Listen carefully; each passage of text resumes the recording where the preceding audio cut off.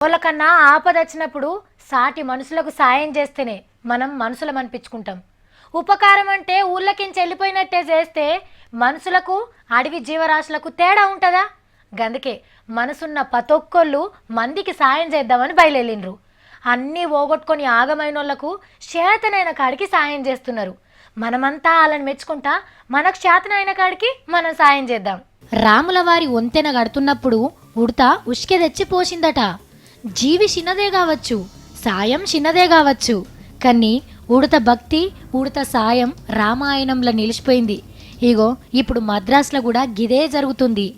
Public వచ్చిన కష్టం ముంగట చేస్తున్న సాయం చిన్నదే కావచ్చు, కానీ మనిషికి మనిషే తోడు. ఎవ్వరికి ఏది శాతనైతే అది సహాయం చేస్తుండ్రు. కడుపుకింత తిండి, కట్టుకోను బట్ట, కప్పుకోను షెదర్లు వంచుతుండ్రు. కులం మతం సహనం అసహనం ఏది లేదు. ఇప్పుడు ఉన్నదల్లా సాటి మనిషికి సాయం చేసుడు. భగోన్లల్లా అండుకొచ్చి బజాట్లా అందరికీ మంచి పెడుతుండ్రు. ఏ ఆఫీస్ చూసినా అన్నదాన సత్రాల లెక్కనే కొడుతున్నాయి. నిల్వ నీడలేనోళ్లకు మేమున్నామని దగ్గరికి తీసుకుంటుండ్రు మనసున్న మహారాజులు. కాలేజీ పొరగాన్లు కంప్యూటర్ కంపెనీల కొలువు చేసేటోళ్ళు కొండంత అండగా నిలబడుతుండ్రు ఆపత్తులు ఉన్నోళ్లకు. ఇక మిల్ట్రోళ్ళ సాయానికి ఎంత మొక్కినా తక్కువనే. ఎప్పుడు తింటుండ్రో ఏడుంటుండ్రో తెలియదు.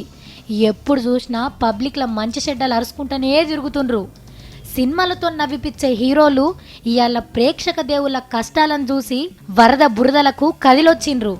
72 ఏండ్ల ముసలైన సంగీతంతోని సంతోషాన్ని వంచే ఇళయరాజా ఇవాళ పడవలచ్చి పబ్లిక్ని ఓదార్చిండు. గుడి కట్టించిన అభిమానులు ఆపత్లున్నారని దేవత లెక్క తరలొచ్చింది ఖుష్బూ మేడం. విశాల గుండెని చూపెట్టిండు. సిద్ధార్థ సాయానికి సిద్ధమై వచ్చిండు. చిన్న హీరోనే కావచ్చు, కానీ పెద్ద మనసుతోని ₹1,00,00,000 ఇచ్చిండు లారెన్స్. హీరోలే ఏంది, డాక్టర్లు, లాయర్లు, కంపెనీ ఓనర్లు, టీచర్లు, సాటి మనిషి మీద ప్రేమ దయ కరుణ ఉన్న పతొక్కళ్ళు బయటి రాష్ట్రాలకి వెళ్ళి కూడా కదిలొస్తుండ్రు. ప్రధానమంత్రి చూసిపోయి ఇప్పటి ఖర్చుల మందం ₹2,000 కోట్ల పంపుతుండు.